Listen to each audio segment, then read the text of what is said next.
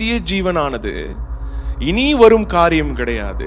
கிறிஸ்துவை நாம் ஏற்றுக்கொண்ட உடனே வருகிறது தான் என்னது? அந்த நித்திய ஜீவன். அதாவது நித்திய ஜீவன் நமக்கு இப்பவே கொடுக்கப்பட்டு இருக்கிறது. எத்தனை பேர் விசுவாசிக்கிறீங்க? ஆமென். குமாரனத்தில் விசுவாசிக்கிறவன் நித்திய ஜீவன் உடையவனாய் இருக்கிறான். இனிமேதான் அவனுக்கு நித்திய ஜீவன் இல்ல. எப்போ ஒருவன் இயேசுவை தன்னுடைய சொந்த இரட்சகராக ஏற்றுக்கொள்கிறானோ அவனுக்கு நித்திய ஜீவன் கொடுக்கப்பட்டாய்விட்டு அவன் உடையவனாய் இருக்கிறான். தேவன் நம்மை படைத்தது வெறும் பரலோகம் போறதுக்காக கிடையாது, வெறும் நம் பாவத்துல இருந்து அதெல்லாம் உண்மை. ஆனா அவருடைய பூர்வ அந்த முதல் திட்டம் என்னன்னா, மொத்த இது பாத்தீங்கன்னா ultimate purpose to give us the eternal life. தேவனை அறிந்து கொள்ளும்படியா, அவருடைய அன்பை ரசிக்கும்படியா, ருசிக்கும்படியா தேவன் நம்ம மேல அன்பாக இருக்கிறார். அவர் இந்த உலகத்துக்கு வந்து நம்மளை மீட்டது எதற்காக? நாம் பிரிக்கப்பட்டிருந்தோம். அது எதன் மூலமாக பிரிக்கப்பட்டிருந்தோம்? பாவம் ஒரு தடையாக இருந்தது. ஆனா ultimate purpose for Jesus to come is to have a relationship. ஹல்லேலூயா. கர்த்தர் நல்லவர். ஆமென். நம்ம ஒரு சிறிய ஜெபத்தோட கூட இந்த வார்த்தைக்குள்ளே நாம் கடந்து செல்வோம். ஹல்லேலூயா. சர்வ வல்ல தேவனே, அப்பா உம்மை துதிக்கிறோம், உம்மை ஸ்தோத்தரிக்கிறோம், உமக்கு நன்றி செலுத்துகிறோம். அப்பா இம்மட்டும் நீர் எங்களுக்கு ஜீவனை தந்து பலனை கொடுத்து எங்களை ஆசீர்வதித்து அப்பா உன்னதங்களிலே உம்மோட கூட அமரவும் செய்தீரே, உமக்கு நன்றி செலுத்துகிறோம். அப்பா இதோ தகப்பனே, உம்முடைய வார்த்தையானது அப்பா அது எங்களுக்கு வெளிச்சமா இருக்கிறது, அது எங்களுக்கு தீபமா இருக்கிறது. அப்பா எங்களுடைய மனக்கண்களை பிரகாசமடைய செய்கிறதா இருக்கிறதற்காக நன்றி செலுத்துகிறோம். அப்பா நீர் வார்த்தையை அனுப்பி இந்த நேரத்திலே குணமாக்குகிறீர், அதற்காக நன்றி செலுத்துகிறோம். அப்பா எல்லா இருதயங்களையும் ஒப்பு கொடுக்கிறோம். அப்பா அது நல்ல நிலத்திலே விதைக்கப்பட்ட விதைக்கு போல எல்லாம் ஒரு நல்ல உம்முடைய வார்த்தையை நாங்கள் அதை எடுத்துக்கொள்ள எங்கள் மனதை நீர் பக்குவப்படுத்துகிறீர், அதற்காக நன்றி செலுத்துகிறோம். அப்பா அதை சத்ரு திருடாதபடி தகப்பனே இயேசுவின் நாமத்தினாலே அவனை எதிர்த்து நிற்கிறோம். இயேசுவின் மூலம் ஜெபம் கேளும் நல்ல பிதாவே, ஆமென். ஹல்லேலூயா. கர்த்தர் நல்லவர்.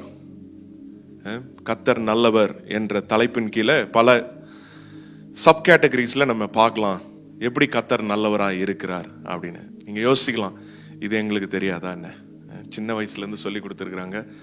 God is so good, God is so good, God is so good, good so good to me.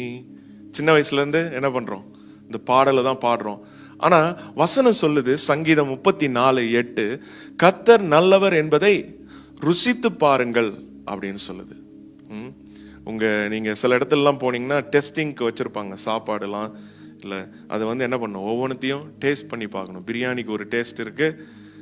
சிலவங்க கேட்பாங்க பீஃப் எப்படி இருக்கும் அப்படின்னு. உடனே நம்ம ஆளுங்க சொல்றாங்க சிக்கன் மாதிரி இருக்கும் அப்படின்னாங்க.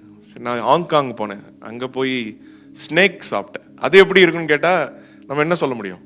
சிக்கன் மாதிரி தான் இருக்கு அப்படின்னு. ஆனால் அவங்க அதை ருசிச்சு பார்த்தா தான் என்ன தெரியும்?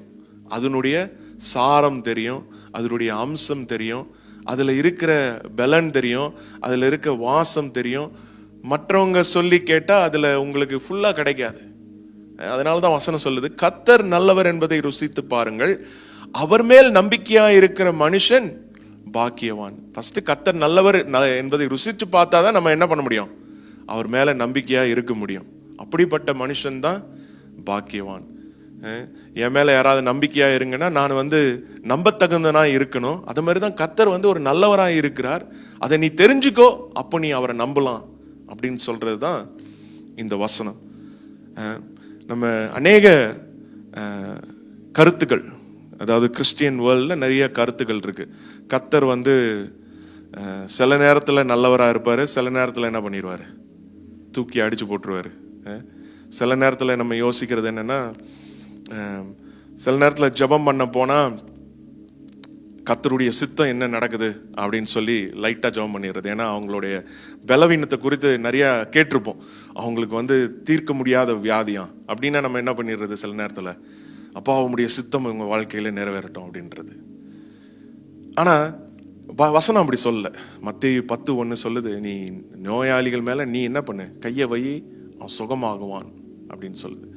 ஸோ அநேக ஒரு மிஸ் அண்டர்ஸ்டாண்டிங் கர்த்தர் நல்லவர்ன்ற குறித்த காரியங்கள் அந்த புதிய உடன்படிக்கையும் பழைய உடன்படிக்கையும் நிறைய வித்தியாசம் இருக்கிறபடினால சரியா நிறைய கன்ஃபியூஷன்ஸ். ஆனா வசனம் சொல்லுது யாக்கோபு 1:17 ஜோதிகளின் பிதாவின் இடத்துலேருந்து என்ன வருதான், நன்மையான எந்த ஈவும் பூர்ணமான எந்த ஒரு வரமும் ஜோதிகளின் பிதாவின் இடத்திலிருந்து வருகிறது. ஸோ அவரிடத்துல வேற்றுமையின் நிழலும் இல்லையா. இதே அதிகாரத்தில் பார்த்தீங்கன்னா வசனம் தெளிவா சொல்லுது, கர்த்தர் சோதிக்கிறவர் அல்ல, ஒருத்தனும் என்ன பண்ணாதீங்க சோதிக்கிறாருன்னு சொல்லாதீங்க அப்படின்னு வசனம் சொல்லுது. 14:1 யாக்கோபு 1:14-15 வாசித்தீங்கன்னா சோதனைக்கும் கர்த்தருக்கும் சம்பந்தம் கிடையாது. ஆனா சோதனையிலிருந்து விடுவிக்கிறவர் அவர் நம்மளோட இருக்கிறார். எப்படி ஒருத்தன் சோதிக்கப்படுறான்னா அவனுடைய இச்சையினாலே சிக்குண்டு சோதிக்கப்படுகிறான். அதுக்கும் கர்த்தருக்கும் சம்பந்தம் கிடையாது. ஆனா அந்த சோதனையிலும் விடுவிக்கிற தேவன் நம்மோடு இருக்கிறார். ஹல்லேலூயா. ஸோ இந்த கர்த்தர் நல்லவர். அவர் எப்படி நல்லவர் என்பதை நம்ம ருசிச்சு பார்க்க போறோம். ஒவ்வொரு இதுவா எடுத்து ஒரு ஆப்பிள் தோல் உரிச்சு பார்க்குற மாதிரி கர்த்தருடைய காரியங்கள், அவருடைய சுபாவங்களை நாம் என்ன பண்ண போறோம், உணர போகிறோம். அதுதான் இந்த பைபிள் சீரீஸ் ஓட வேலையா இருக்கிறது. அதற்கு முன்னாடி சில காரியங்களை நம்ம தெரிந்து கொள்ள வேண்டும். சில காரியங்களை தெரிந்து கொள்ள வேண்டும். அதை நம்ம பார்க்குவோம். யோவான் எழுதின சுவிசேஷம் 3:16 இது எல்லாருக்கும் தெரிஞ்ச வசனம். யோவான் 3:16 இது எல்லாருக்குமே ரொம்ப தெரிஞ்ச வசனம். தேவன் தம்முடைய ஒரே பேரான குமாரனை விசுவாசிக்கிறவனவனோ அவன் கெட்டு போகாமல் நித்திய ஜீவனை அடையும்படிக்கு அவரை தந்தருளி இவ்வளவாய் உலகத்தில் அன்பு கூர்ந்தார். தேவனுடைய அன்பு எப்போ வெளிப்பட்டதுன்னு 1 யோவான் 4 பார்க்கிறோம். தேவனுடைய அன்பு கல்வாரியிலே வெளிப்பட்டது. அது வரைக்கும் அந்த அன்பு மேனிஃபெஸ்டா மக்களுக்கு புரியல. பாருங்க, புரிகிற வண்ணம் வெளிப்பட்டது அந்த கல்வாரியில. இந்த வசனம் சொல்லுது, தேவன் தம்முடைய ஒரே பேரான குமாரனை விசுவாசிக்கிறவன் எவனோ அவன் கெட்டு போகாமல் நித்திய ஜீவன் அடையும்படிக்கு அவரை தந்தருளி இவ்வளவாய் உலகத்தில் என்ன பண்ணாராம், அன்பு கூர்ந்தார். நீங்களாம் யோசிக்கலாம், இதெல்லாம் எங்களுக்கு தெரிஞ்ச வசனம், ரொம்ப பரிச்சயமான வசனம். சில நேரத்தில் அந்த பரிச்சயமான வசனத்துல தான் நம்ம என்ன பண்ணிடுறோம், விட்டுடுறோம். எல்லாம் கேட்டு கேட்டு பழகி சில நேரத்தில் அந்த சாரத்தை நம்ம விட்டு விடுகிறோம். இதுல முதல்ல இந்த வசனம் என்ன சொல்லுதுன்னு பார்க்கறதுக்கு முன்னாடி வசனம் என்ன சொல்லலன்னு பார்ப்போம். இந்த வசனம் சொல்லாத காரியம் இந்த இடத்துல பார்க்கிறோம். தேவன் உங்களை மீட்பதற்கு பாவம் தெளிவா சொல்லணும்னா இந்த வசனம்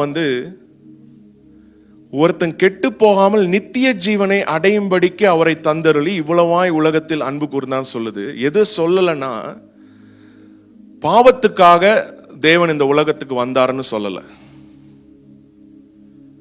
பரலோகம் போறதுக்கு நீ பரலோகம் போகணும் அப்படின்னு சொல்றதுக்காக இந்த வசனம் எழுதப்படலை.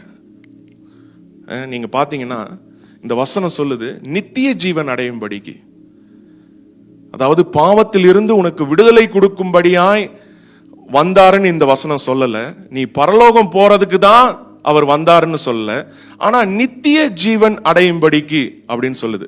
ஒருவனும் கெட்டு போகாமல் யாரெல்லாம் விசுவாசிக்கிறாங்களோ நித்திய ஜீவனை அடையும்படிக்கு. அந்த காரியங்கள், நான் சொன்ன காரியங்கள் எல்லாம் உண்மை. அவர் பாவத்திற்காய் நமக்காய் மரித்தார், அது உண்மை. அதே போல நம்ம எல்லாம் பரலோகம் போக போறோம், அதுவும் உண்மைதான். ஆனா இந்த வசனம் குறிப்பாக ஒரு காரியத்தை சொல்கிறது. அது என்ன சொல்லுது? நித்திய ஜீவனை குறித்து சொல்கிறது. அதே அதிகாரத்துல நீங்க கடைசி வசனம் வாசிங்க.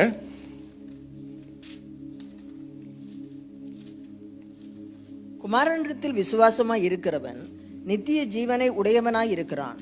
குமாரனை விசுவாசியாதவனோ ஜீவனை காண்பதில்லை, தேவனுடைய கோபம் அவன் மேல் நிலை நிற்கும் என்றான்.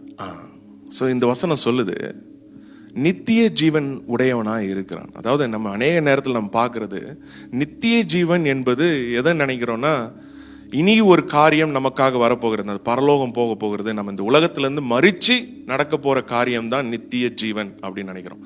ஆனா வசனம் இங்க சொல்லுது, குமாரனிடத்தில் விசுவாசமாய் இருக்கிறவன் நித்திய ஜீவனை உடையவனாய் இருக்கிறான். அதாவது நித்திய ஜீவன் நமக்கு இப்பவே கொடுக்கப்பட்டு இருக்கிறது. எத்தனை பேர் விசுவாசிக்கிறீங்க? ஆமென். குமாரனிடத்தில் விசுவாசிக்கிறவன் நித்திய ஜீவன் உடையவனாய் இருக்கிறான். இனிமேதான் அவனுக்கு நித்திய ஜீவன் இல்ல. எப்போ ஒருவன் இயேசுவை தன்னுடைய சொந்த இரட்சகராக ஏற்றுக்கொள்கிறானோ அவனுக்கு நித்திய ஜீவன் கொடுக்கப்பட்டாய் விட்டது. அவன் உடையவனாய் இருக்கிறான் அப்படின்னு போட்டிருக்கு. இப்ப நம்ம பார்ப்போம். அதே யோவான்ல 5ஆம் அதிகாரம் 24ஆம் வசனத்துல பாருங்க. என் வசனத்தை கேட்டு என்னை அனுப்பினவரை விசுவாசிக்கிறவனுக்கு நித்திய ஜீவன் உண்டு. போதும். என் வசனத்தை கேட்டு என்னை அனுப்பினவரை விசுவாசிக்கிறவனுக்கு நித்திய ஜீவன் உண்டு. அதாவது இந்த இடத்துல நம்ம பார்க்கிறோம், நித்திய ஜீவனானது இனி வரும் காரியம் கிடையாது. கிறிஸ்துவை நாம் ஏற்றுக்கொண்ட உடனே வருகிறது தான் என்னது? அந்த நித்திய ஜீவன். அதுதான் என்ன பண்றாரு தேவன் சொல்றாரு யோவான் 3:16, நான் எதற்கு வந்தேன்? நான் உனக்கு நித்திய ஜீவனை கொடுக்கும்படி வந்திருக்கிறேன் இந்த உலகத்துக்கு. I want to give you the eternal life. அதே மாதிரி நம்ம வாசிப்போம் யோவான் 6ஆம் அதிகாரத்துல பாத்தீங்கன்னா அங்கேயும் நித்திய ஜீவனை குறித்து வசனங்கள் இருக்கிறது.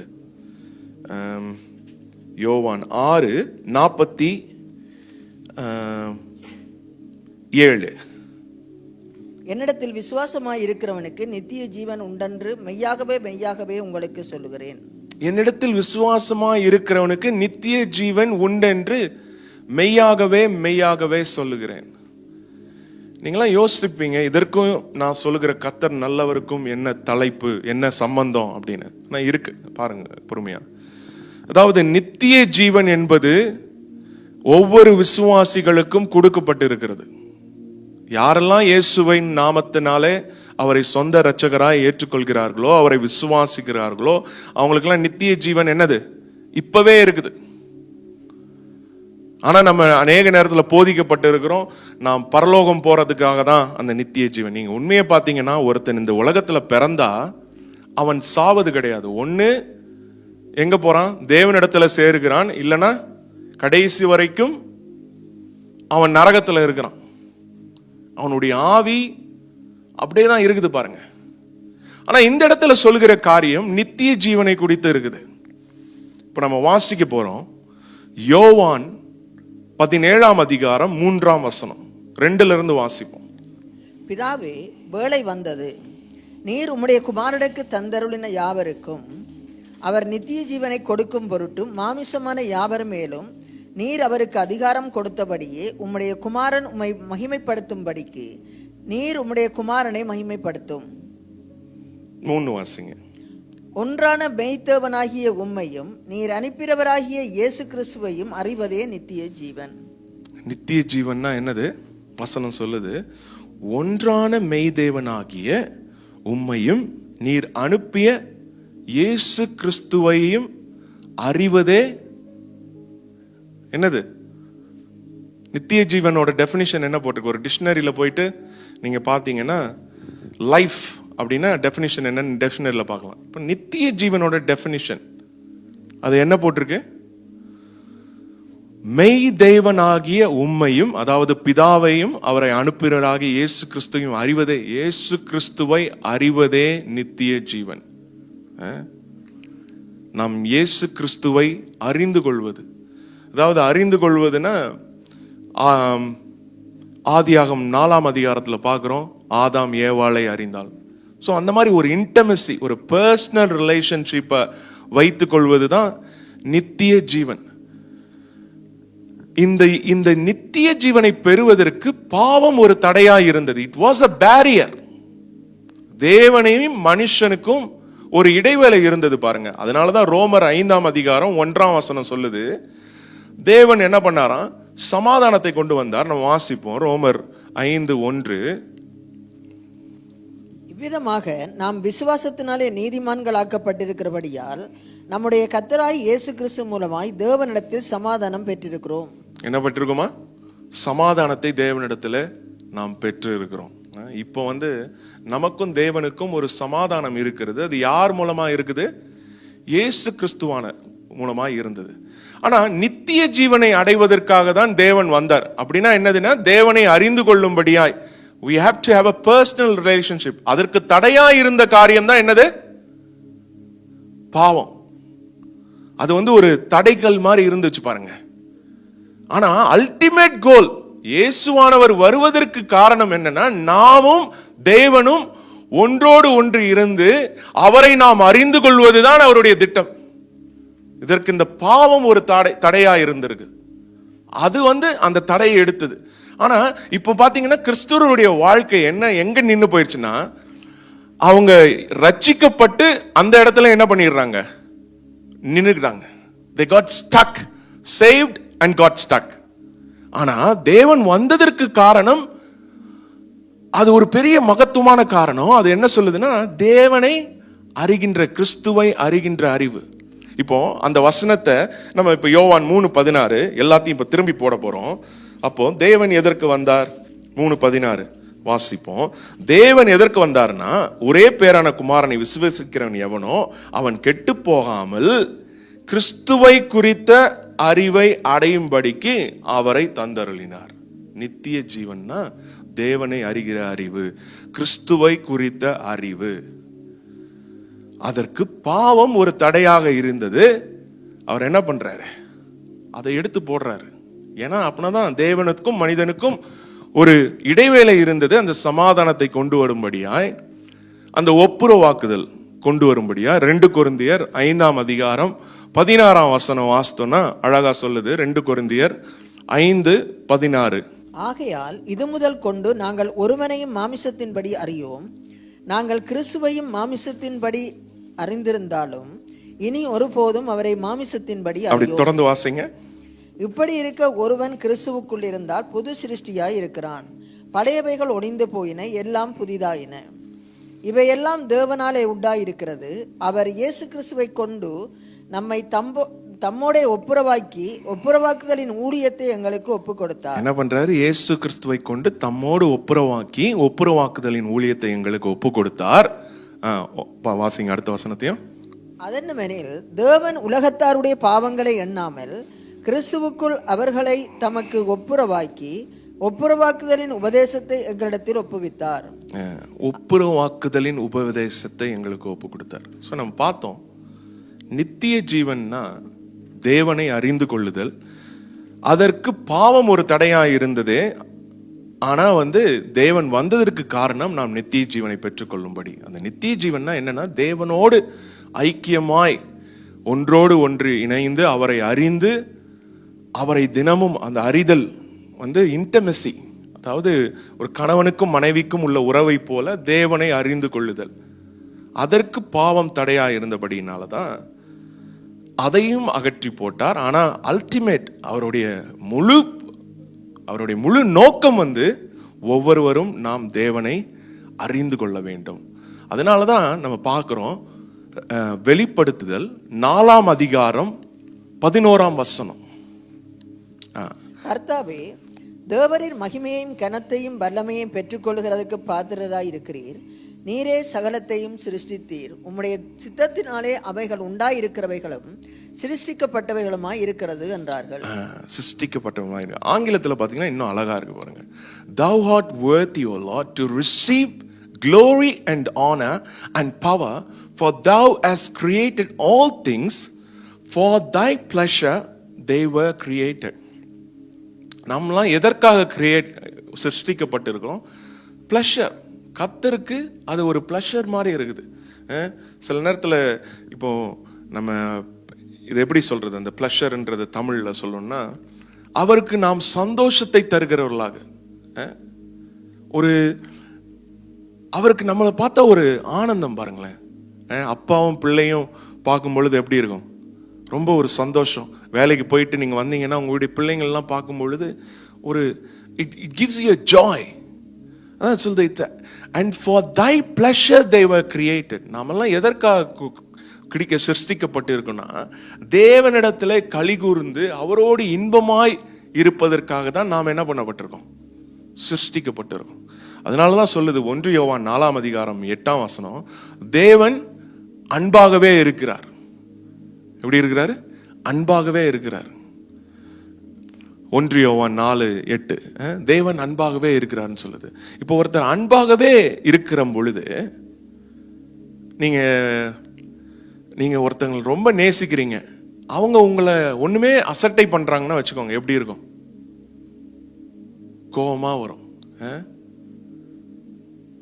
இப்ப தேவன் அன்பாகவே இருக்கிறாரு. அப்போ அவருடைய அன்பை புரிந்து நாம அவருடைய அன்பை தெரிஞ்சுக்காம நாம அன்பு செலுத்தாம இருந்தா எப்படி இருக்கும் அவருக்கு? அவர் தேவன் அன்பாகவே இருக்கிறார். அவர் படைத்ததற்கு காரணம் அவருடைய அன்பை வெளிப்படுத்துவதற்காக அவருக்கு ஒரு உறவு தேவைப்படுது பாருங்க.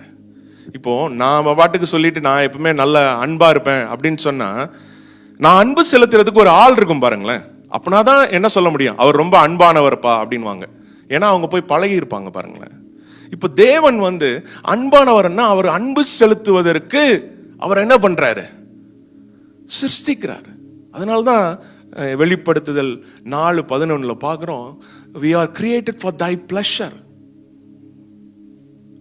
சோ நாம் சிருஷ்டிக்கப்படுவதற்கு காரணமே தேவன் அன்பாய் இருக்கிறார். அவருடைய அன்பை வெளிப்படுத்துவதற்காக அவருடைய அன்பை நாம் ரசிக்கும்படியாய், அவருடைய அன்பிலே நாம் களி கூறும்படியாய், அவரை நேசிக்கும்படியாய் தான் நாம் படைக்கப்பட்டோம். அது பறிக்கப்பட்டது. அதனாலதான் தேவன் வந்தாரு, நம்ம எல்லாருக்கும் அந்த நித்திய ஜீவனை கொடுத்தார். அதன் மூலமாக தேவனை அறிந்து கொள்ள முடியும். அதன் மூலமாக தேவன் செய்கிற காரியங்களை தெரிந்து கொள்ள முடியும். ஆனா இப்போ அநேக சபைகள்ல என்ன ஆயிடுச்சு, இந்த சுவிசேஷம் என்பது போதிக்கப்படாதபடினால வெளியில போயிட்டு நானே பண்ணிருக்கிறேன், டர்ன் ஆர் பர்ன், நீ இயேசுகிட்ட வா இல்லைன்னா செத்து போயிடுவேன். எங்க காஞ்சிபுரத்துல நிறைய கோயில்கள் இருக்கும் சுத்தி. நாங்க சண்டேனா என்ன பண்ணிடுவோம்னா, யூத் எல்லாம் கிளம்பி போயிடுவோம்.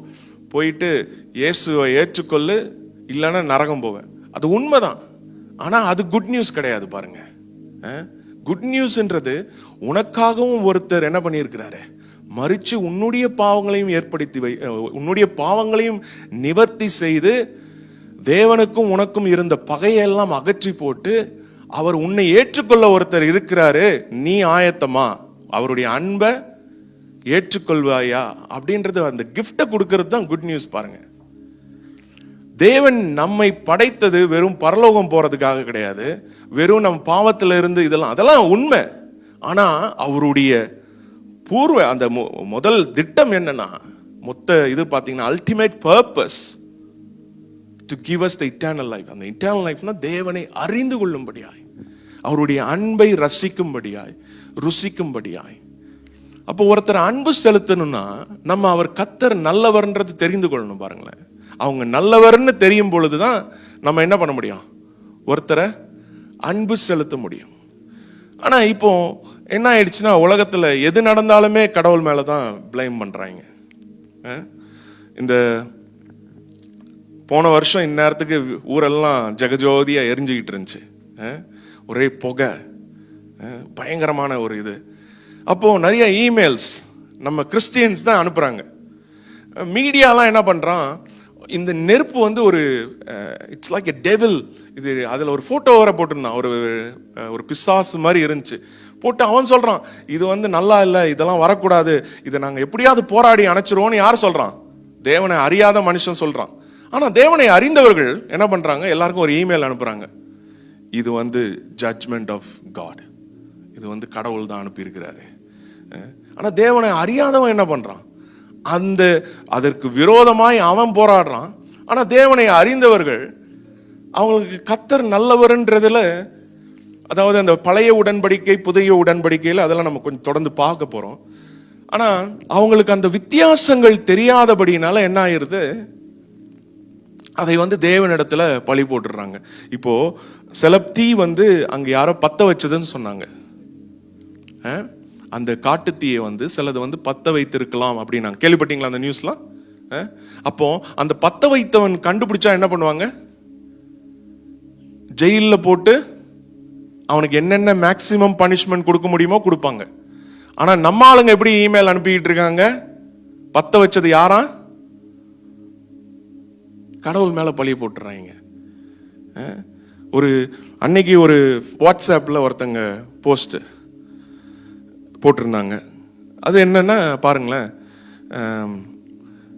என்னோட கார் வந்து ரிப்பேர் ஆயிடுச்சு, God is good all the time அப்படின்னு போட்டாங்க. ஃபர்ஸ்ட் கார் ரிப்பேர் ஆச்சு, நான் என்னுடைய கணவன் ஆஃபீஸ் இதில் பக்கத்திலே ரிப்பேர் ஆனனால என்னுடைய கணவர் வந்து என்னை வந்து ஹெல்ப் பண்ணாரு அப்படின்னு போட்டிருந்தாங்க. அதோட முடிச்சிருந்தா சந்தோஷம். அதுக்கப்புறம் இன்னொன்று போட்டாங்க, கர்த்தர் வந்து உங்களை சோதனைக்கு மிஞ்சி, நீங்க தாங்க வேண்டிய சோதனைக்கு மிஞ்சி உங்களை என்ன பண்றது இல்லையா, சோதிக்கிறது இல்லை அப்படின்ட்டு அந்த சோதனையை என்ன பண்ணிடுறாங்க, கர்த்தர் மேல போட்டுறாங்க. ஆனா வசனம் தெளிவா சொல்லுது, சோதிக்கப்படுகிறவன் ஒருவனும் என்ன சொல்லக்கூடாதான், தேவன் தான் என்னை சோதிக்கிறார்னு சொல்லக்கூடாது அப்படின்னு. நீங்க ஒருவேளை இங்க உட்காந்துட்டு இதெல்லாமே எனக்கு தெரியுமே, இது ஏன் திரும்ப திரும்ப சொல்லிக்கிட்டு இருக்கீங்க? சில விஷயங்களை நம்ம திரும்ப திரும்ப கேட்கும் பொழுதுதான் அதை உள்வாங்குவோம், அதை குறித்த அறிதலை நாம் பெற்றுக்கொள்வோம். அதனாலதான் சொல்லுது, விசுவாசம் வந்து கேள்வினாலே வரும்.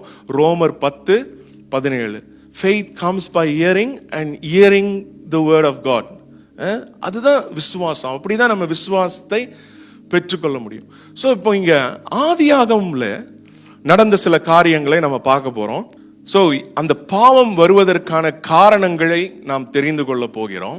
அதை நம்ம பார்ப்போம். ஆதியாகமம் 3ஆம் அதிகாரம் 1 வாசிப்போம். தேவனாகிய கர்த்தர் உண்டாக்கின சகல காட்டு ஜீவன்களை பார்க்கிலும் சர்ப்பமானது தந்திரமுள்ளதாய் இருந்தது. அது ஸ்திரீயை நோக்கி, நீங்கள் தோட்டத்தில் உள்ள சகல விருட்சங்களின் கனியையும் புசிக்க வேண்டாம் என்று தேவன் சொன்னது உண்டா என்றது. ஆதியாகமம் 3:2 வாசிக்கிறேன். ஸ்திரீ சர்ப்பத்தை பார்த்து, நாங்கள் தோட்டத்தில் உள்ள விருட்சங்களின் கனிகளை புசிக்கலாம், ஆனாலும் தோட்டத்தின் நடுவிலே இருக்கிற விருட்சத்தின் கனியை குறித்து தேவன் நீங்கள் சாகாதபடிக்கு அதை புசிக்கவும் அதை தொடவும் வேண்டாம் என்று சொன்னார் என்றாள். அப்பொழுது சர்ப்பம் ஸ்திரீயை நோக்கி, நீங்கள் சாகவே சாவதில்லை, நீங்கள் இதை புசிக்கும் நாளிலே உங்கள் கண்கள் திறக்கப்படும் என்றும் நீங்கள் நன்மை தீமை அறிந்து தேவர்களைப் போல இருப்பீர்கள் என்றும் தேவன் அறிவார் என்றது. அதாவது தேவன் அவர்களை சிருஷ்டித்து அந்த ஏதேன் தோட்டத்தில் வைத்தாரு. அந்த இடத்துல அவர்களுக்கு பிசாசு வந்து ஒரு கொடூரமான ஒரு மிருகத்தை போலவோ எதையும் போல வரல, ஒரு சாதாரண ஒரு பாம்பை போல வரான். அந்த இடத்துல அவன் போட்டதெல்லாம் ஒரு கேள்வி. கர்த்தர் முடித்து வைத்த காரியங்களை அவன் அதை கேள்வியாக மாற்றினான். இங்க பாத்தீங்கன்னா இங்க வசனம் சொல்லுது, இந்த தோட்டத்தில் உள்ள சகல விருட்சத்தின் புசிக்க வேண்டாம் என்று தேவன் சொன்னது உண்டா. ஒரு கேள்வி கேட்கிறான் பாருங்க, இது வந்து உனக்கு தேவன் சொன்னாரா? உன்னை வந்து நான் சுகமாக்குவேன்னு சொல்லி இருக்கிறேனே, அது உனக்கு உண்டதா இல்ல பக்கத்துல இருக்கிறவங்களுக்கு மாத்திரம் தானா? நான் உன்னுடைய தழும்புகளால் குணமானோம் அப்படின்னு சொல்றியே, அது உனக்கு கிடைக்குமா?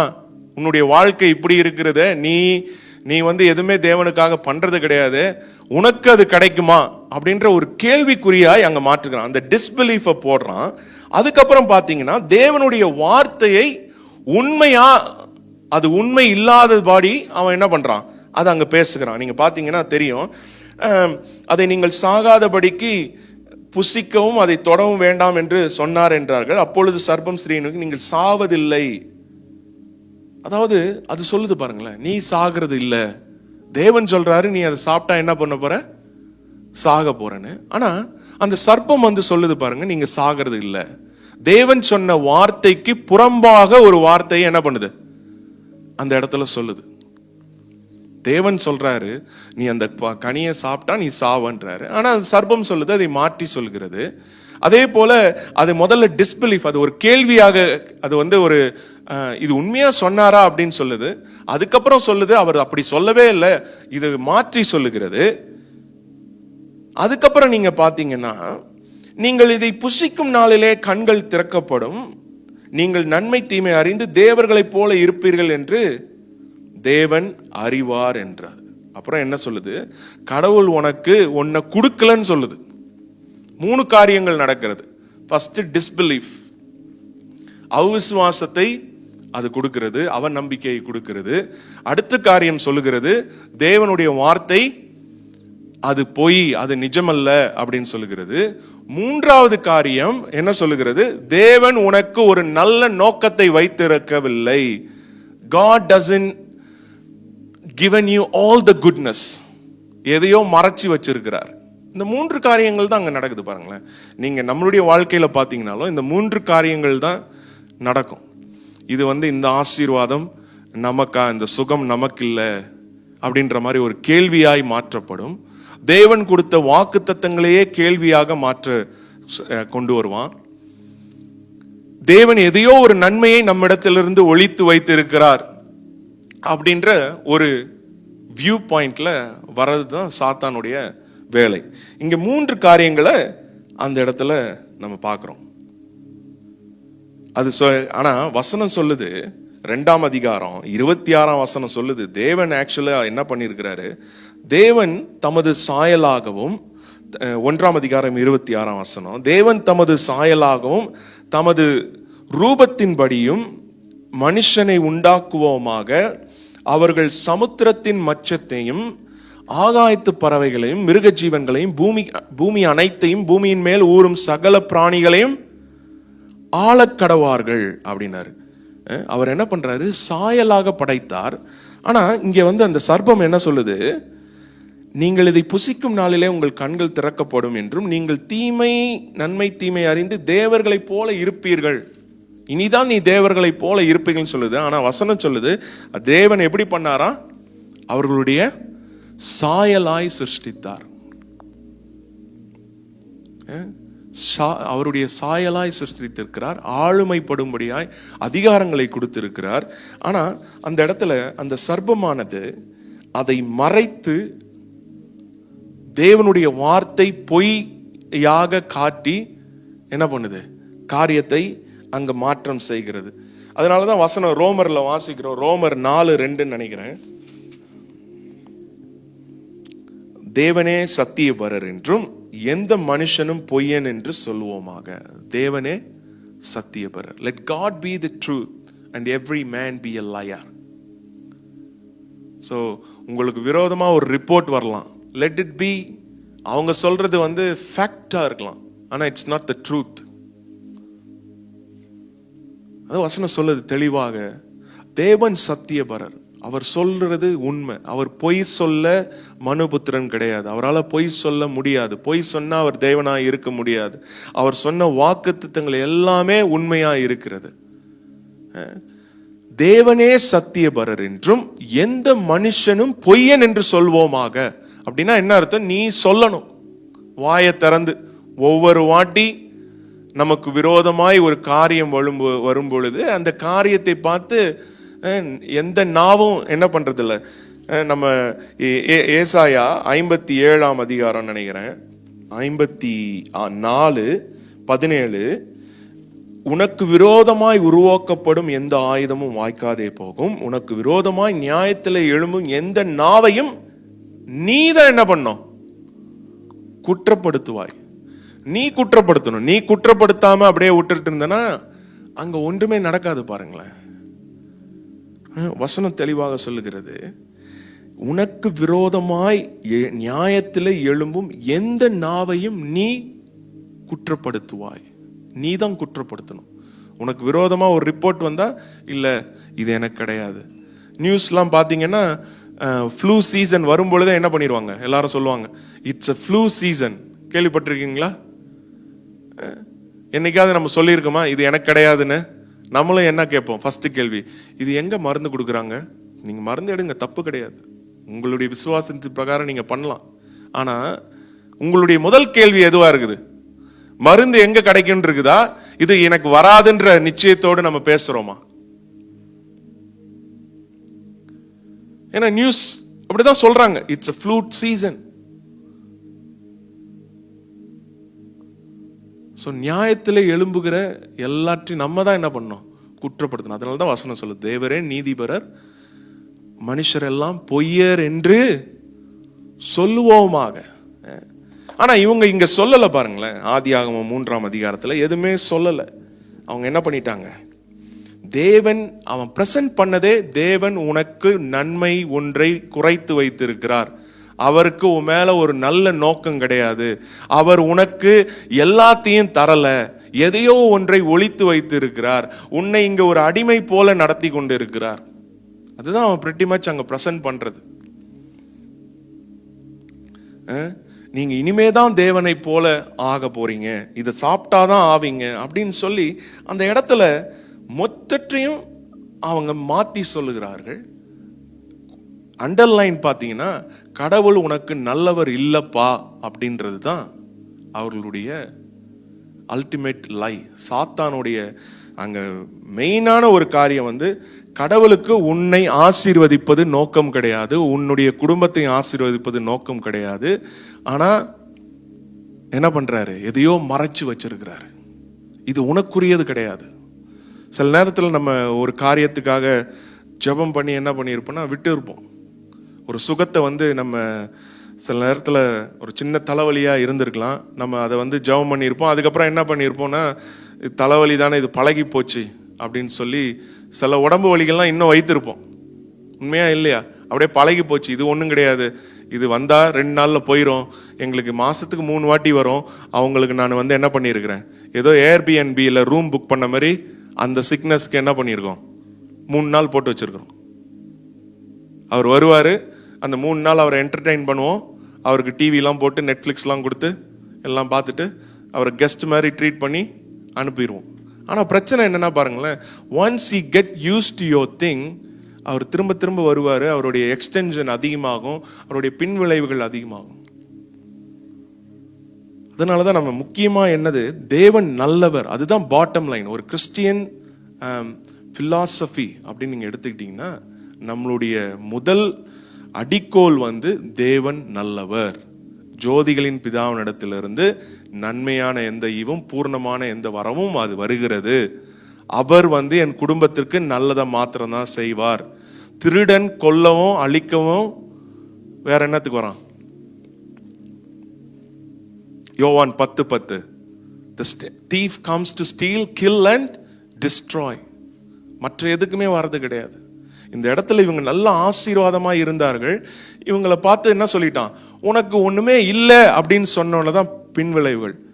ஆனா இதை சாப்பிட்ட பிறகு நீங்க யோசித்து பாருங்களேன், ஒரு 500 வருடம் கலந்த உடனே பாக்குறாங்க ஆதாம் ஏவாள்லாம், அந்த மரணம் எல்லாம் வேலை செய்ய ஆரம்பிக்குது.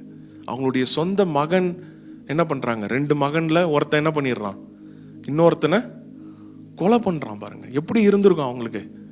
இது நான் பண்ண இந்த ஒரு பாவத்தின் விளைவினால எவ்வளவு காரியங்கள்.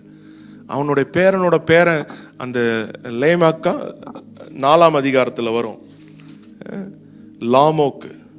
அவன் என்ன பண்றான், அவன் மனுஷனை கொல்றான். இவங்க 930 வருஷம் வாழ்ந்து இருக்கிறாங்க பாருங்களேன்.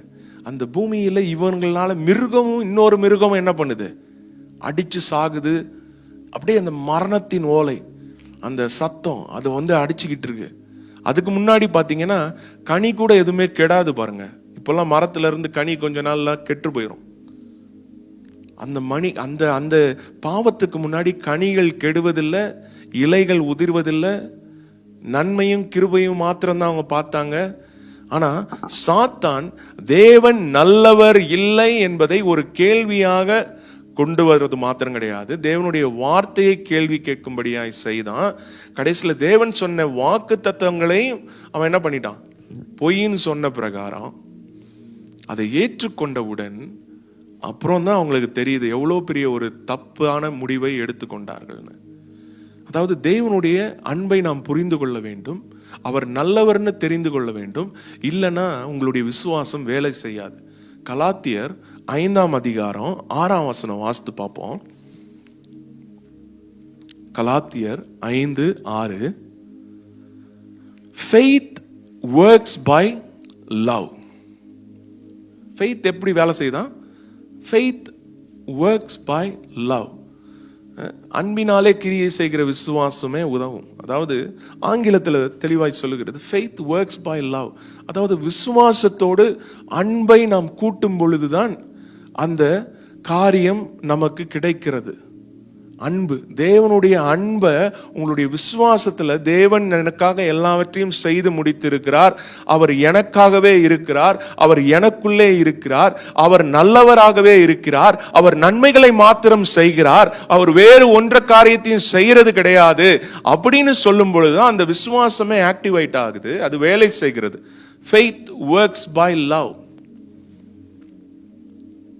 சோ இந்த இடத்துல நம்ம பார்க்கிறோம் பாருங்க, இந்த 3ஆம் அதிகாரத்துல இப்படி அவர்கள் தேவனை குறித்த அன்பிலே வெளிப்பாடு அற்றவர்களாய் இருந்தபடினாலே அந்த பாவத்துல விழுந்தாங்க.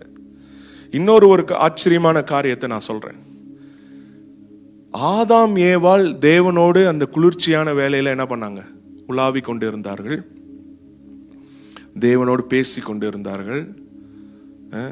அங்க அவங்களுக்கு ஜெபம் பண்றதுக்கு விண்ணப்பங்கள் எதுவும் கிடையாது, அங்க எதுவுமே கிடையாது. பாருங்க, ஜாலியா ஒரு வீட்டுக்குள்ள வந்தா எவ்வளவு சந்தோஷமா அவங்க அப்பா கூட பேசுறாங்களோ அந்த மாதிரி ஒரு கவலையும் கிடையாது. சாப்பாடு, வேலைக்கு சாப்பாடு வருது, அவங்களுக்கு சிக்னஸ்னானே என்னன்னு தெரியாது, அப்படி இருந்தாங்க.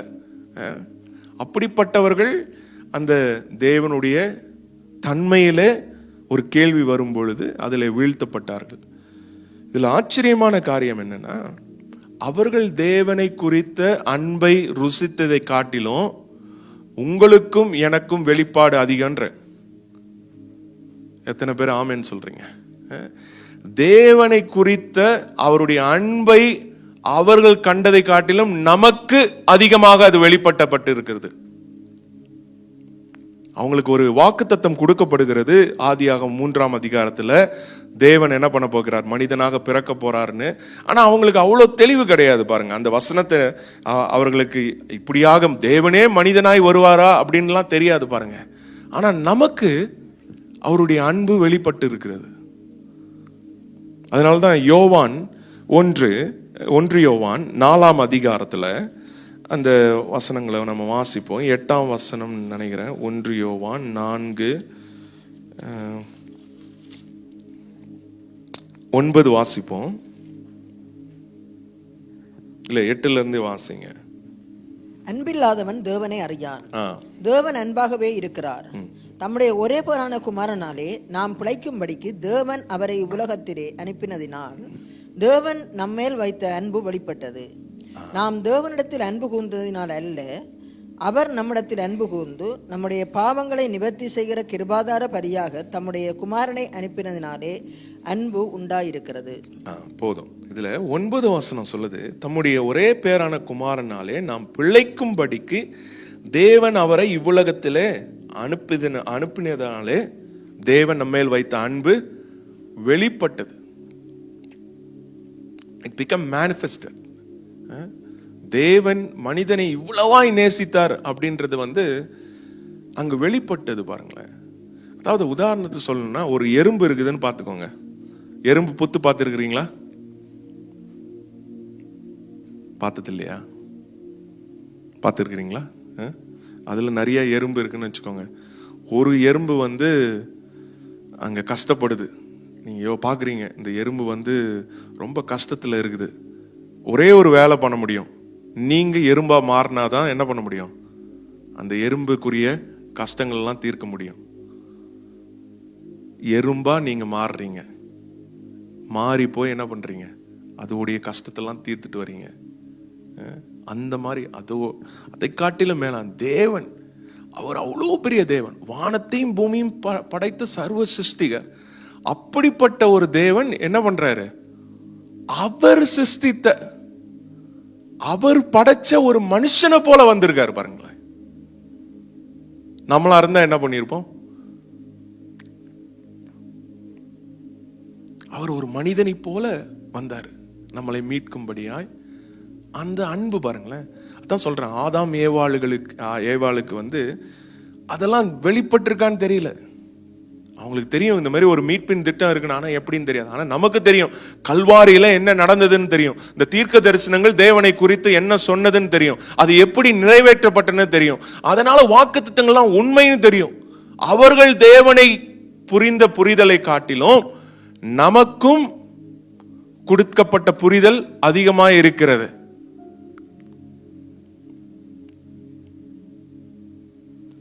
அதனாலதான் சொல்லுது வசனம், அவரை இவ்வுலகத்தில் அனுப்புவதனாலே தேவன் நம்மேல் வைத்த அன்பு வெளிப்பட்டது. வெளிப்பட்டது. ஸோ நம்ம முதல்ல வாசித்தோம் யோவான் 3:16. தேவன் என்ன பண்ணாரா? வாசிப்போம் யோவான் 3:16. தேவன் தம்முடைய ஒரே பேரான குமாரனை விசுவாசிக்கிறவன் எவனோ அவன் கெட்டு போகாமல் நித்திய ஜீவனை அடையும்படிக்கு அவரை தந்தருளி இவ்வளவாய் உலகத்திலே அன்பு கூர்ந்தார். அவர் அன்பு கூர்ந்ததுக்கு இன்னொரு காரணம் என்னன்னா, அந்த நித்திய ஜீவனை நாம் அடையும்படிக்கு. அதை நாம் அடைந்திருக்கிறோமா அப்படின்னு நம்மளை பார்த்து கேட்கணும். அவருக்கு சொல்லியிருக்காரு, நித்திய ஜீவன் உனக்கு இப்பவே இருக்குது. அதுக்குரிய வசனங்கள் எல்லாம் நம்ம பார்த்தோம். 1 யோவான் 5 கூட இன்னொரு வசனம் இருக்குது அந்த நித்திய ஜீவனை குறித்து. 11ஆம் வசனம் 1 யோவான் 5:11. தேவன் நமக்கு நித்திய ஜீவனை தந்திருக்கிறார், அந்த ஜீவன் அவருடைய குமாரனில் இருக்கிறது என்பதே அந்த சாட்சியம். தேவன் நமக்கு நித்திய ஜீவனை தந்திருக்கிறார். அதாவது அந்த நித்திய ஜீவன் நமக்கு கொடுக்கப்பட்டிருக்கிறது. ஆனா அந்த நித்திய ஜீவன் நாம பரலோகம் போறதுக்காக தான் கொடுக்கப்படல. அது ஒன்று, அது it's a bonus point. So it's a bonus point. நீங்க பாத்தீங்கன்னா ஒரு மனுஷங்கிட்ட எவ்வளவு நிறைய பணக்காரங்க இருக்கிறாங்க, அப்படிதானே? ஆனா திடீர்னு தற்கொலை பண்ணியிருக்காங்க. கேள்விப்பட்டிருக்கீங்களா? இந்த மியூசிக் ஸ்டார்ஸ், பாப் ஸ்டார்ஸ், பெரிய நடிகர்கள் என்ன பண்றாங்க? திடீர்னு என்ன பண்ணிடுறாங்க? தற்கொலை. அவங்க கிட்ட பணம் இல்லையா? பணம் போதாதுக்கு எவ்வளவோ இருக்குது. அவங்களுக்கு வேண்டிய சலுகைகள் இருக்கிறது. அவங்க எங்கனாலும் எப்பனாலும் போலாம். ஆனா அவர்களுக்கு ஒன்று எப்பவுமே என்ன பண்ணிருச்சு? ஒரு எம்டினஸ் இருந்துச்சு. ஒரு எம்டினஸ், ஒரு வெறுமை, எதையோ ஒன்று மிஸ் பண்றோன்னு. நீங்க பாத்தீங்கன்னா அந்த தற்கொலை பண்ணவர்கள் எல்லாருக்கும் காரணம், அவர்களுக்கு எனக்கு ஏதோ ஒரு மிஸ்ஸிங், எனக்கு ஒரு சமாதானம் இல்லை, ஒரு I have a emptiness in my life. ஏன்னா எல்லாருக்குமே அந்த எம்டினஸ் இருக்கும். தேவன் படைத்தவர்கள் பரிபூர்ணமாகப்படுவதற்கு அந்த நித்திய ஜீவன் தேவை. தேவன் குறித்த அறிதலோடு வாழும் பொழுதுதான் ஒருவனுடைய வாழ்க்கை பூர்ணப்படும். தேவனை சாராமல் தேவனை அறியாமல் வாழும் பொழுது ஒரு கேப் இருந்துகிட்டே தான் இருக்கும், ஒரு வாய்ட். இட் வில் ஹேவ் ஒரு ஸ்பேஸ் இருக்கும். பாருங்களேன், அநேக நேரத்தில் நம்ம காஸ்பல் சொல்றது பரலோகத்துக்கு போறதுக்கு அப்படின்னு சொல்லிடுறோம். அது தப்பு கிடையாது, உண்மைதான். ஆனா அதுதான் சுவிசேஷன்றது தவறான கருத்து. அவனுக்கு இவ்வுலகத்திலே விடுதலை தரும்படியா, இப்ப இருக்கிற வாழ்க்கையிலே விடுதலை. அதனாலதான் கலாத்தியர் 1:4 வாசிப்போம். கலாத்தியர் 1:4 அவர் நம்மை இப்பொழுது இருக்கிற பொல்லாத பிரபஞ்சத்திலிருந்து விடுவிக்கும்படி நம்முடைய பிதாவாகிய தேவனுடைய சித்தத்தின்படியே நம்முடைய பாவங்களுக்காக தம்மை தாமே ஒப்பு கொடுத்தார். Who gave himself for our sins that he might deliver us from this present evil world.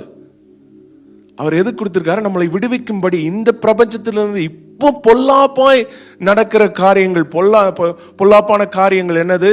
Poverty, வறுமை,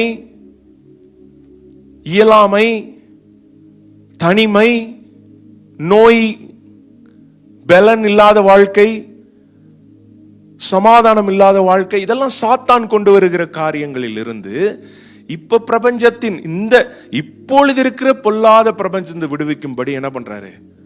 தேவன் தன்னுடைய ஒரே பேரான குமாரனை கொடுத்திருக்கிறார். அதுதான் குட் நியூஸ்.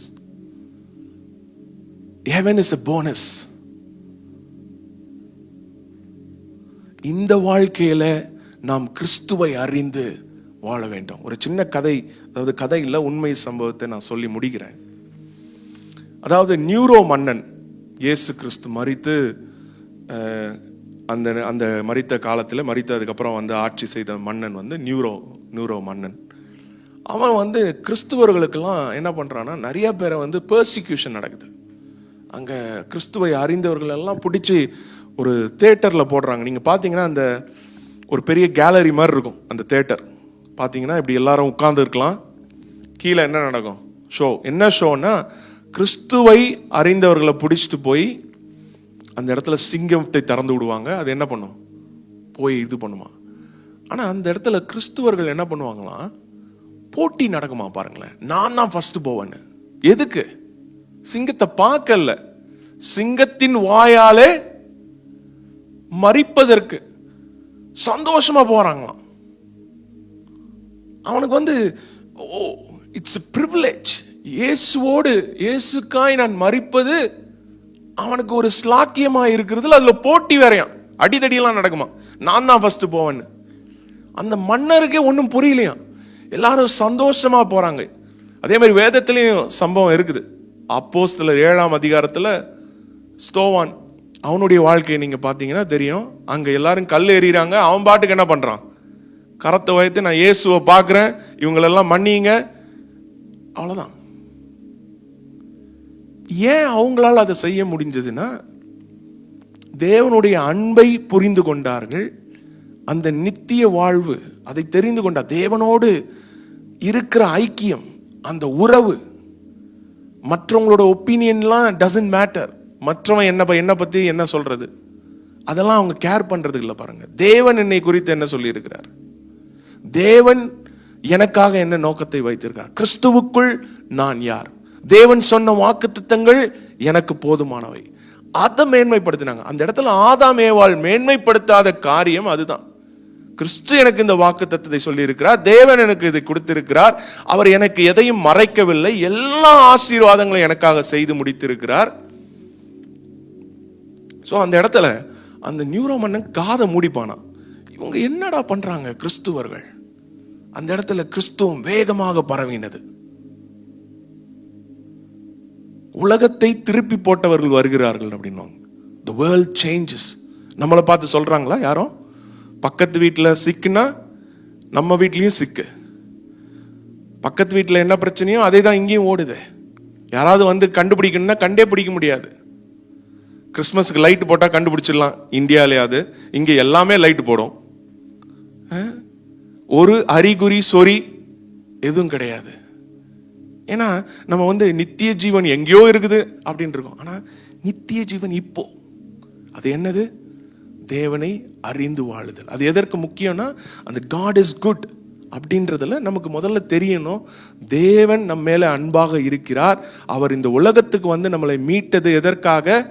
நாம் பிரிக்கப்பட்டிருந்தோம். அது எதன் மூலமாக பிரிக்கப்பட்டிருந்தோம்? பாவம் ஒரு தடையாக இருந்தது.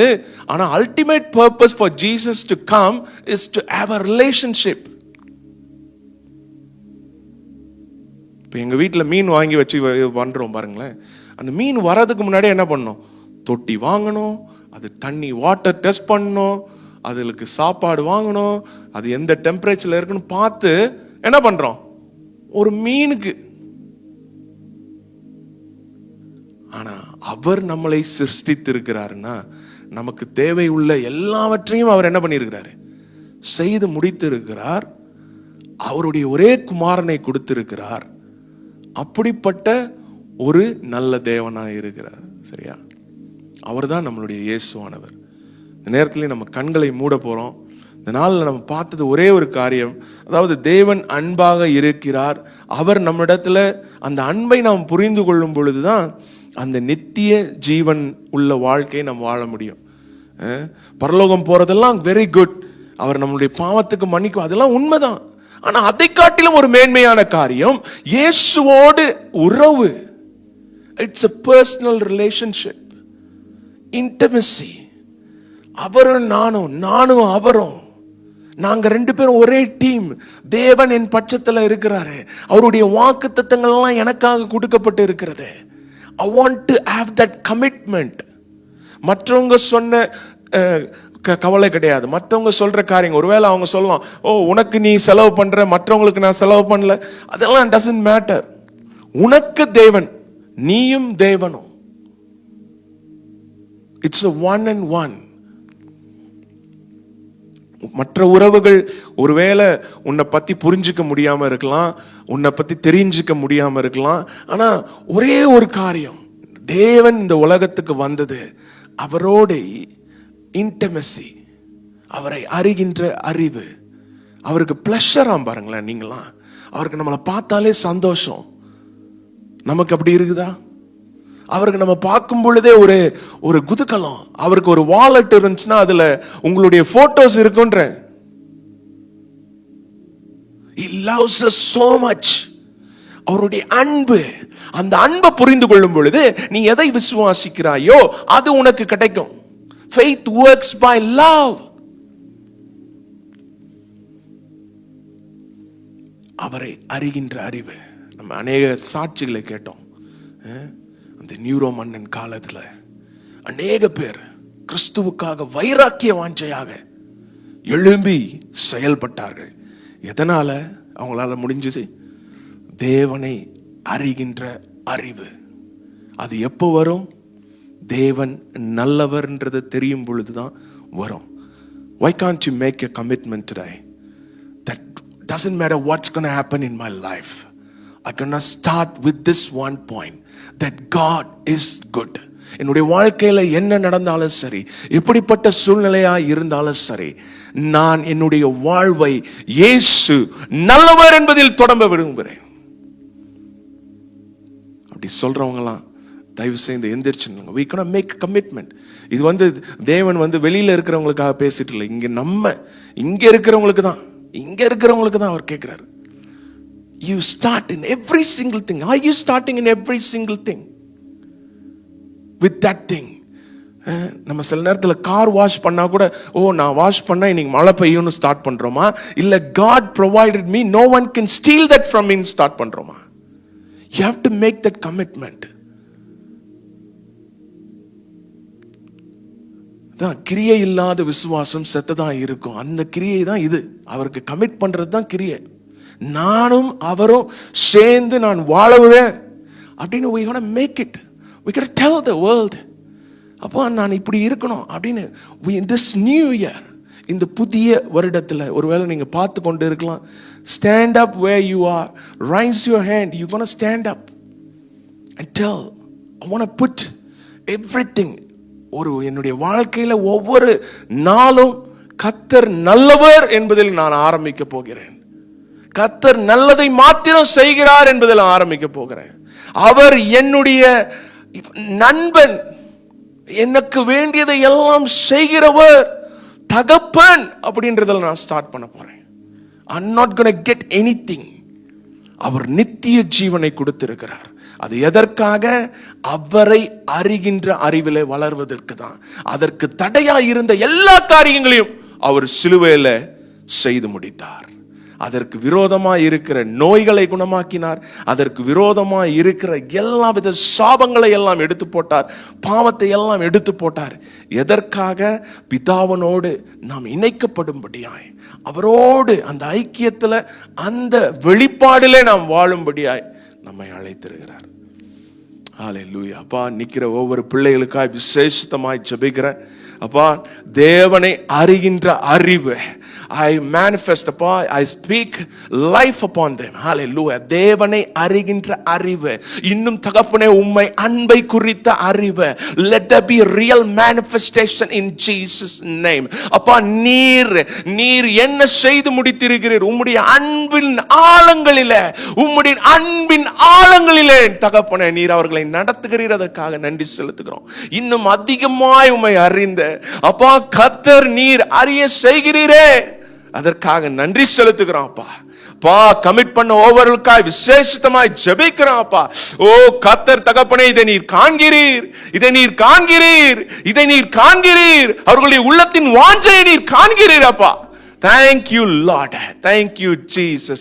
பா, வந்திருக்கிற ஒவ்வொரு பிள்ளைகளுக்காய் ஜெபிக்கிறோம். அப்பா, இதோ இந்த வேத படிப்புக்காக நன்றி செலுத்துகிறோம். அப்பா, நீர் நல்லவர் என்பதை ருசித்து ருசித்து ருசித்து நாங்கள் பார்க்கும்படியாய் நீர் கிருபை பாராட்டுகிறீர். அதற்காக நன்றி செலுத்துகிறோம். அப்பா, எல்லாவற்றிலும் நாங்கள் முடிவு செய்ய வேண்டியது ஒரே ஒரு காரியம், கர்த்தரே சத்தியபரர், மற்றதெல்லாம் பொய்.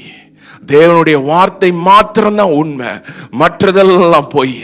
தேவனுடைய வாக்குத்தத்தங்கள் மாத்திரம் உண்மை, மற்றதெல்லாம் பொய் என்றதில் நாங்கள் நிச்சயமாய் வாழும்படியாய் கர்த்தர் பாராட்டு இருக்கிற கிருபைகளுக்காய் நன்றி. அப்பா, அப்பா, நான் ஜீவனை பேசுகிறேன், ஆசீர்வாதத்தை பேசுகிறேன், நான் இவர்கள் மேலே உம்முடைய காருண்யத்தை பேசுகிறேன். அப்பா, எல்லா துதி கன மகிமை உமக்கே உண்டாவதாக. இயேசுவின் மூலம் ஜெபம் கேளும் நல்ல பிதாவே, ஆமேன், ஆமேன். எல்லாரும் சேர்ந்து சொல்லுவோம். என் ஆத்துமாவே கர்த்தரையே ஸ்தோத்திரி, என் முழு உள்ளமே பரிசுத்த நாமத்தை ஸ்தோத்திரி. என் ஆத்துமாவே கர்த்தரையே ஸ்தோத்திரி, கர்த்தர் செய்த சகல உபகாரங்களையும் மறவாதே. ஆமேன், ஆமேன். God bless you all. Thank you.